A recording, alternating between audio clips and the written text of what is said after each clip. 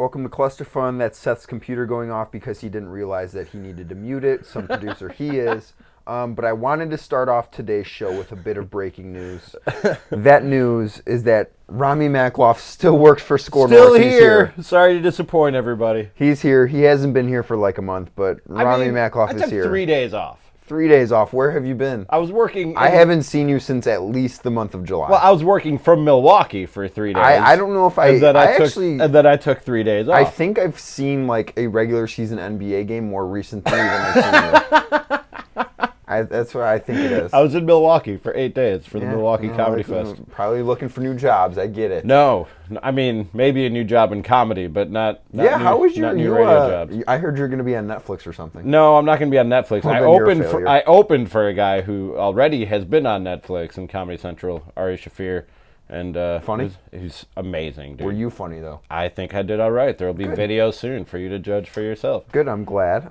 So while you were gone, the Twins did I miss anything? The Twins played some baseball games. They played some really not-so-good teams. They played a good team last night. Okay.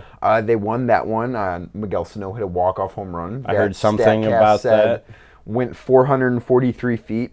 I don't believe that to be true. I think it went farther than that. I think it went farther than that? Yeah, I think StatCast is a little off on some of our number estimations. I'll be honest. I was on the road till midnight last night, so I didn't see the home run. I only read about it today. I didn't see where it landed. The limestone above the batter's eye. Yeah. Which, okay, maybe that spot is 443 feet, but I want to see projections of where it would have landed. The projected landing spot. Yeah, is what if you're putting one into the third deck at Target Field, and you say 460.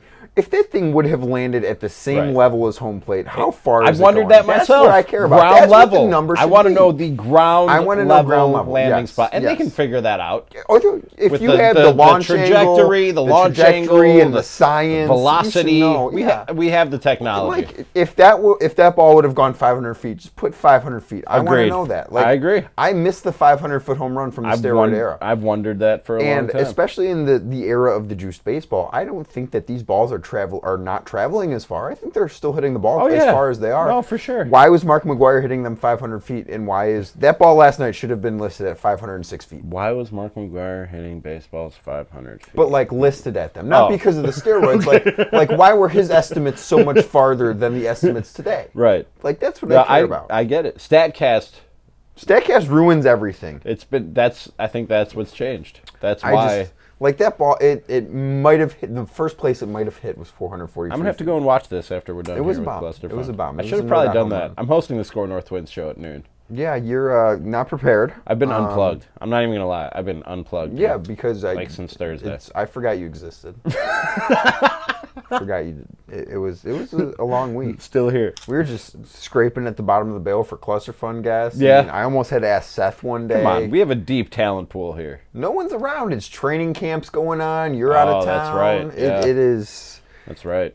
We are just searching. But the Twins move 4 games ahead of Cleveland in the AL Central race after the Indians lost to Texas last night. They played Texas. So this is a big week for the Twins. They've got 2 more with Atlanta, and then Cleveland comes to town for 4. You haven't been around, but I've been on the Twin show a couple of times. I've been hosting Score North. They let you do the Twin show? I'm on 3 times this week. Okay. I don't get it. Maybe the talent pool really isn't that deep. Like I was saying.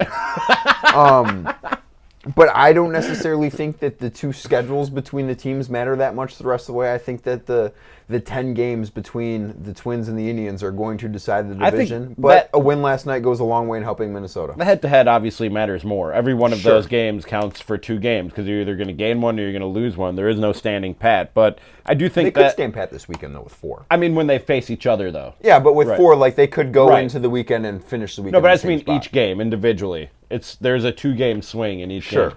So that obviously will have the biggest bearing on whatever is left here. But I do think that the schedule will play a part. It's no coincidence that the Indians started gaining ground on the Twins when they started playing the Royals, White Sox, and Tigers, and the Twins stopped playing the Royals, White Sox, and Tigers. Sure, but the Indians also play those teams the rest of the way. Right. That's why I don't think that the Twins schedule is going to play is that much a little of an bit advantage. easier. It's a little bit easier, but not by much. And they're a better baseball team.